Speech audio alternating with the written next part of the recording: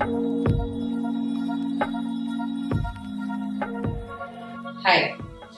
welcome to Mental Wellness Studio at Disha. I'm Dr. Kinjal Shah, occupational rehabilitation therapist practicing at Disha Counseling Center. Not many of you would be aware what occupational therapy is about. To put it in simple words, it means, as the name suggests, clients back to their occupation. We deal with kids as well as adults. In adults, we help them with physical impairments and medical conditions like fractures, paralysis, paraplegias, cervical spondylosis, frozen shoulders, knee replacements, hip replacements, etc. And in kids, we help them with conditions like learning disabilities, autism, and various other mental health illnesses to give them more independent and better life. So, though OT takes care of all age group of people, here I would like to concentrate more on pediatrics, as that is the main domain of occupational therapists. In kids, if we go to look at their occupation, their main occupations are academics, self-care activities, that is to be independent in their daily living activities like eating, dressing, grooming, bathing, and play.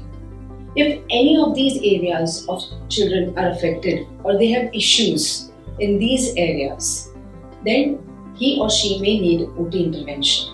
So we deal with children coming to us with diagnoses like autism, learning disabilities, attention deficit hyperactive disorders. But it is a misconception that OT can only cater to kids having issues or diagnosis. OT can also help kids, normal children, for their overall development. Even parents fear or they feel that if my child would be taken for OT, he would be labelled. OT is for every child to explore their world of play, which will help for their overall development and grooming. In today's fast-paced digital era, play is the only area where kids are deprived of, and that is the main concern for their holistic development. We OTs are masters in play. I can show you the example of this child. He is my child who had been referred to me by his tuition teacher. Luckily, she was aware of what occupational therapy is and how we can help children who have difficulties in handwriting. He had issues with handwriting. His handwriting was not very good. And were not legible as well. So she sent him to us.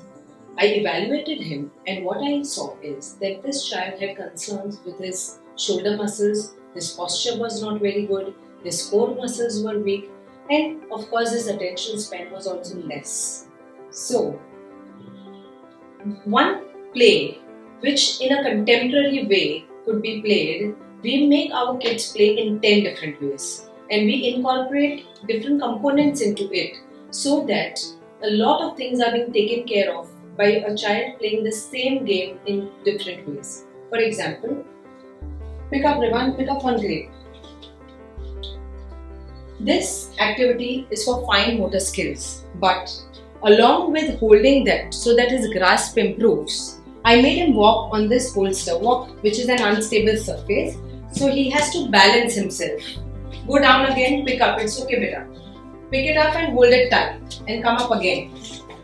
So he has to walk on this, come down. So when he's walking on an unstable surface, he has to really pay attention that his foot doesn't fall. No beta, you will go through between red and blue bars. So that his toy doesn't fall, he is holding the grip, so he has to really pay attention. And then he is going through the obstacle and keep the fruit up beta. Keep the fruit up on the table. And then he keeps the same fruit up on the table. Now Rivan, you are going to get one orange, and in the next round you will get an apple. Okay? Come. So here we are also taking care of his, what did I say? The first fruit? Louder? Orange. Very good. So he has to remember what order of fruits I have told him, which takes care of his memory as well as recall. Come up, walk. Because for writing, kids need to know the alphabets, the memory, that how the alphabet is supposed to be written and recall. Very good. Now, which fruit did I tell you after that? Green apple. Very good, Riva. Pick it up.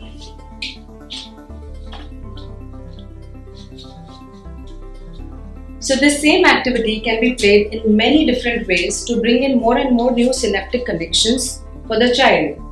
Yes, Rivansh, go.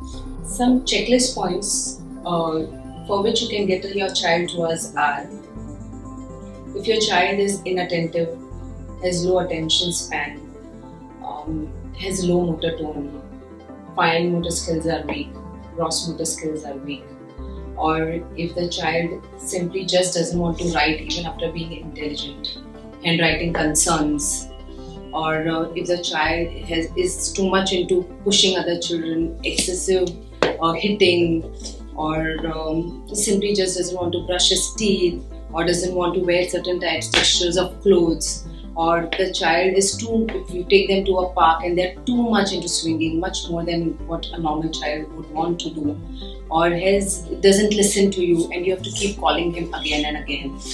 Or if you feel that your child is not interested in group play, doesn't interact enough with other children, speech delay, eye-hand coordination concerns. So you would be wondering that what should be the age where you can bring your child to us? Right from 2.5 years of age, you can get your child to us for rewriting and handwriting skills development, gross motor, fine motor skills, etc. It's like precaution is always better than cure. So please feel free to connect to us if you have any concerns, or if you simply just want a good development for your child. Please feel free to connect to us. Thank you.